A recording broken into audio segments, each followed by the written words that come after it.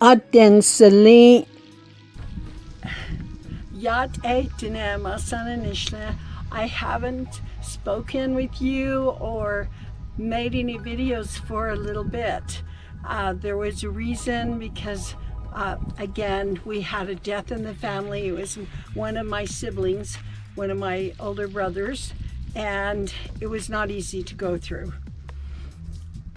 Today we're going to try to get through this survival skill. The survival skill that I want to share with you today is called regarding death and of family or friends. And what you do is you go through 5 stages of grief. And I'm not sure that I went through all of this, but one of them is denial. Denial is that when you say, I don't really believe they're gone. And people do have those moments. Then there is number 2, it is anger. And they're just so angry because the person died. Okay. And number 3, we have bargaining. You make promises that if you change, they will come back. And number 4 is depression. And that seems to be really common. The person feeling, the person with the loss, feeling, hopeless and not seeing a future without the person who's passed on. And then 5 is that you accept it. There's an acceptance. And that you can, healthily go through this and you can say, I can go on with my life and deal with their absence.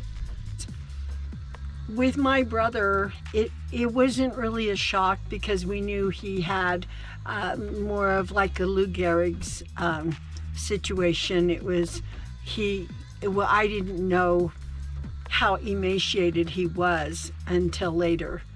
I didn't want to see him.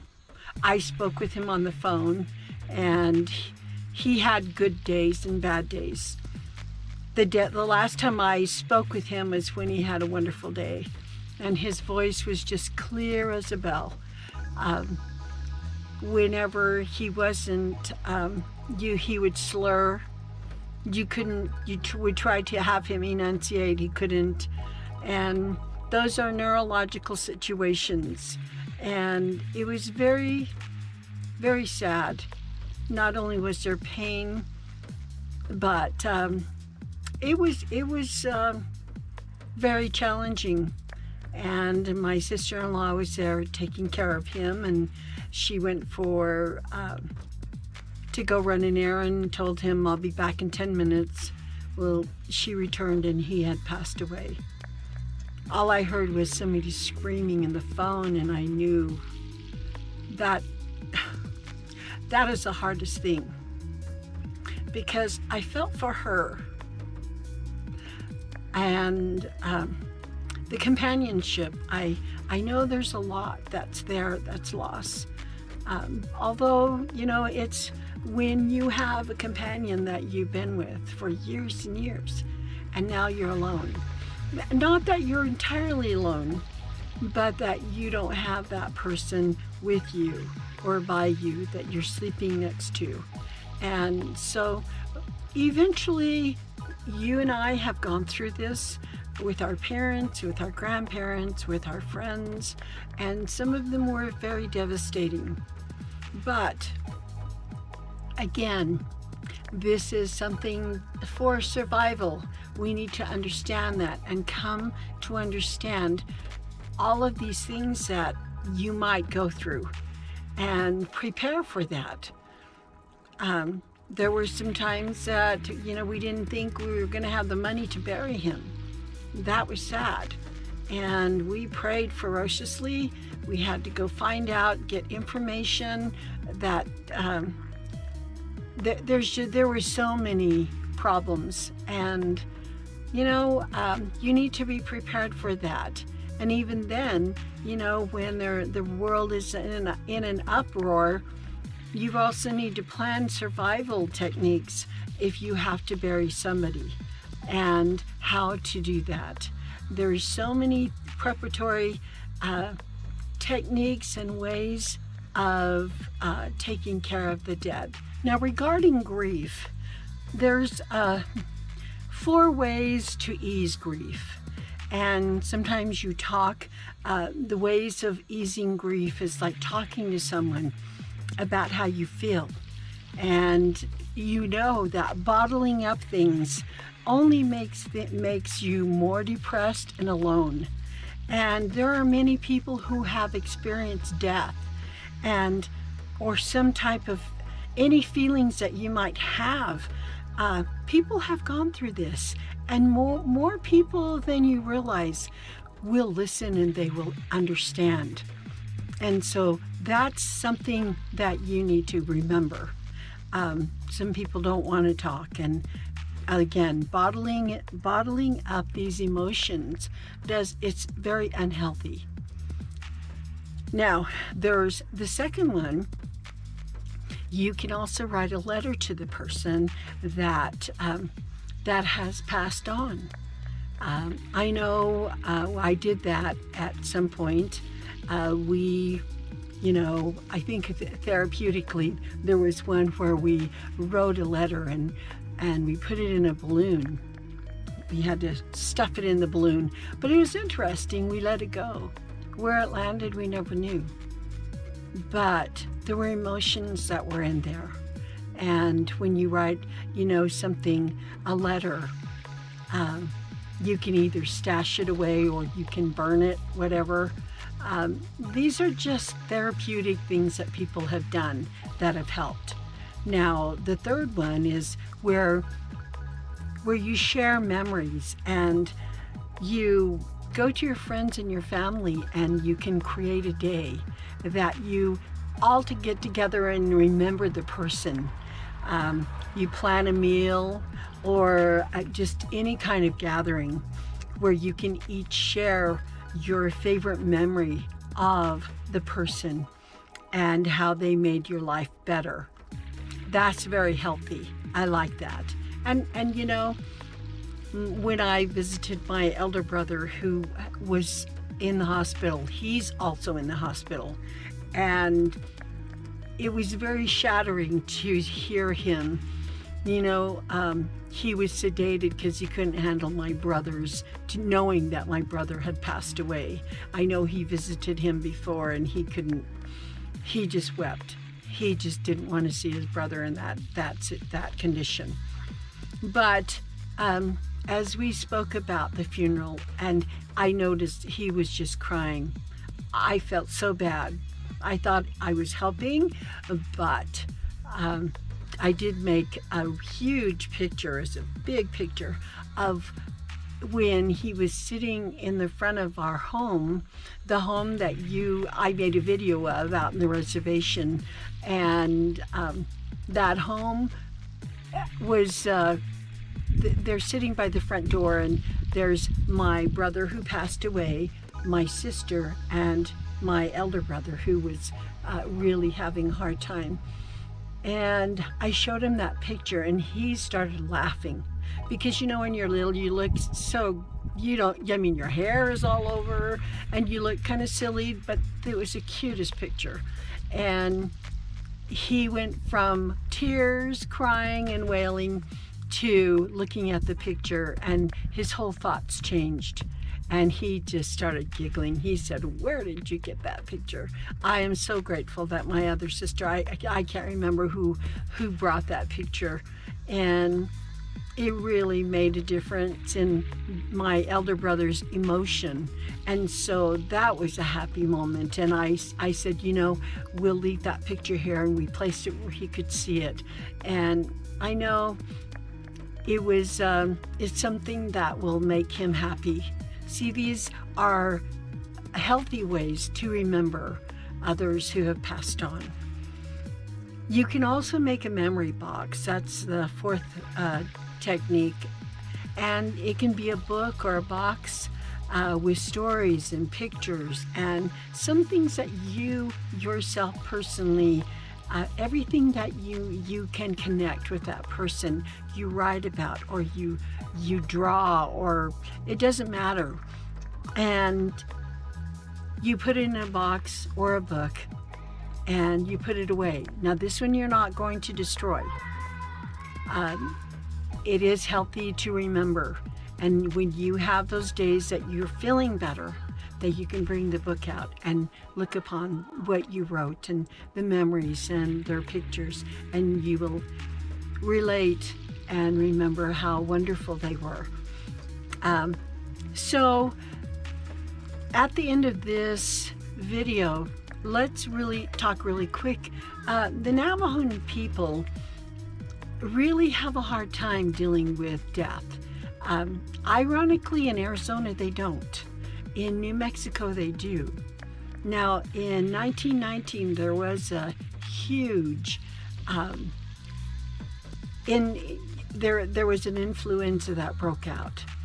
And some of these explanations are real.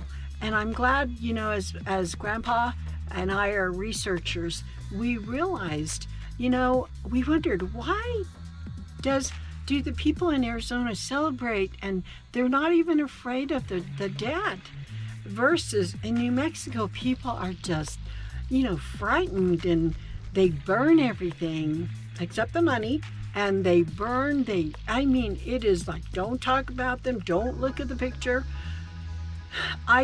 We couldn't figure out where that came from. And then as we were researching, we realized that influence in 1919 had a great bearing on the Eastern Navajo people, because the doctors, because of the influenza was so communicable, and it could be passed to people so quickly and easily.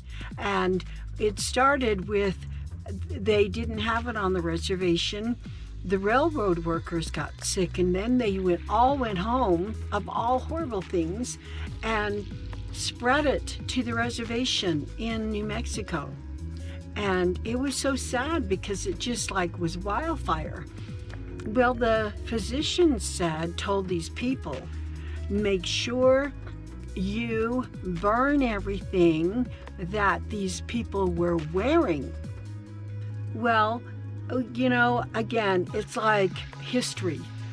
People make up things, and you say one thing, it turns out into another situation. And so with that, the doctor's saying that because, again, you didn't want to have the clothing that could cause the communicable situation. So they were asked to burn those. If it was pretty bad, then the Navajo people thought, well, gee, if it's, they burnt their homes. Oh my goodness. They burnt everything, their clothing, everything that person had. Well, as time moved on, it became, thrown out of understanding that it was just for that time. And our Navajo people assumed that when somebody died, it was awful, and we should be afraid of them because there was great fear in the influenza, and it was just wrought with huge fear, just like the pandemic. Some people just killed themselves. So everybody blew it out of proportion. Instead of just burning the clothing and saying, they'll be okay. This is not going to spread if you wash your hands, if you do this and this. The Navajo people, again, a lot of them did not speak English. They were filled with fear from the people who interpreted, and it was so horrible that from then on, the misinterpretation was, death is deadly. It is awful. It is horrible, and some people call it chindi. You know what? That is not true. If you read that, it's like CHINDI. That means that's the devil. That's Satan. A spirit is not called chindi. A spirit is, it is nothing that is to be feared.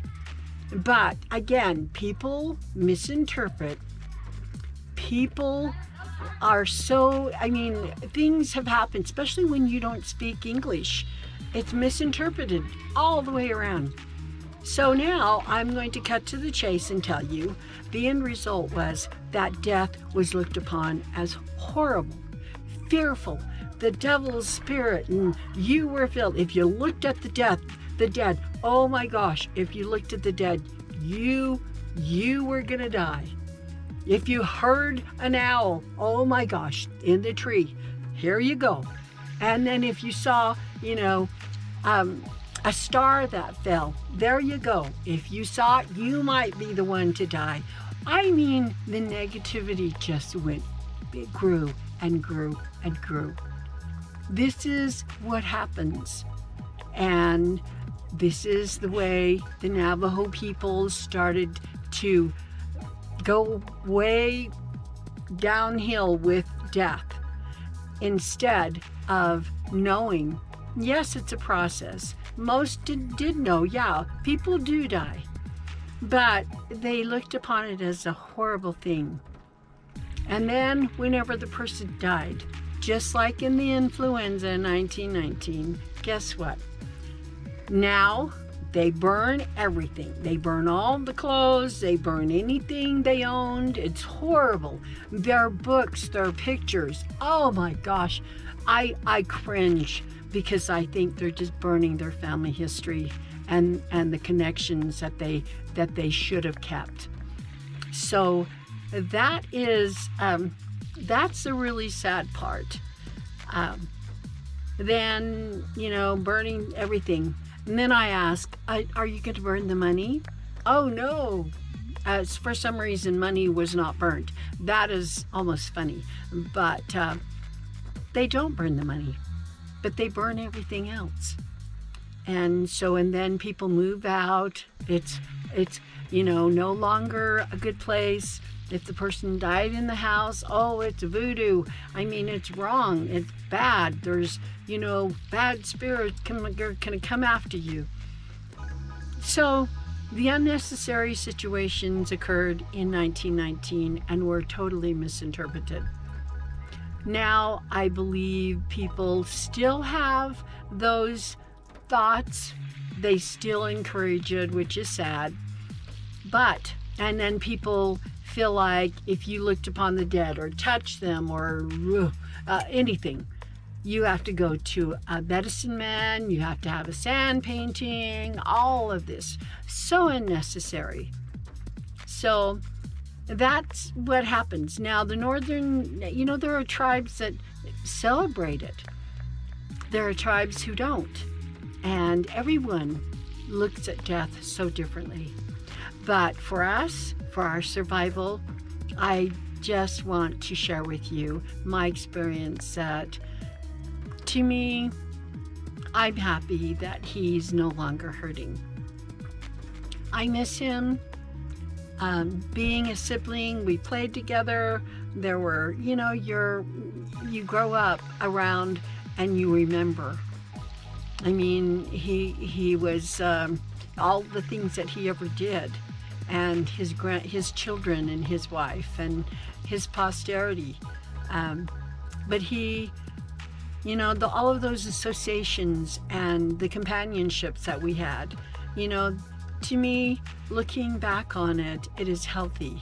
And I don't know that I really ever cried because I can look at it, the steps and look at grief. I was able to talk about it. I didn't hide anything, and Grandma never does. I'm very honest with myself and with my feelings. And if I love you, I will tell you. If I disagree with you, I will disagree, but I would never say it in such a way or a tone that would offend you. I would hope not. But I have missed you all so much. And I love you. Your condolences are so heartfelt. Some of the most tender comments I've had of support has been healing and understanding, and especially when I have not been able to do the videos until now. So Grandma loves you. I love you. I miss you, and I do pray for you. And I want you to be healthy. I want this to be a survival guide, that we know the different steps of going through a death situation, and how we can, deal and ease our grief. That's most important, and do it in a healthy way. And that we don't look upon death as evil, that it is awful, that when you look upon a body that's dead, that it is not going to curse you. Those things are not true. And there's goodness that can come from it. And in fact, the goodness that comes out is that you appreciate life more. I live my life a little more fuller, not a little more fuller. There are so many things that I have learned to improve upon. And I think it's my relationship with my brothers and sisters. And, we argued during the funeral situation, planning, and oh goodness. And there are those, in your family that can do that, and I don't know. Everybody has a different family. They have emotions, and sometimes they're raw, just relationship-wise. And then you come together in a situation like this, and you're like, oh my gosh, instead of understanding. So there's a lot we can work with, and to look at death as another step in life, and that it is a celebration, really. And I thought of him meeting the Savior and his Heavenly Father, his Heavenly Mother, to go and join my mother and my father, my sister who passed away, and his son. See, I could only look at it positively, and I rejoiced for him. And again, he's not suffering anymore. So happy thoughts. Let's keep that up, and we'll get more videos moving. I missed you. I love you. And I hope I wish you a wonderful month of March. I will share more in a while, and then we can move forward and start again and keep learning the traditions and the culture. But that we are still a Navajo Grandma family, and things are okay. So I love you. I love you so. I throw my kisses to you, my hugs.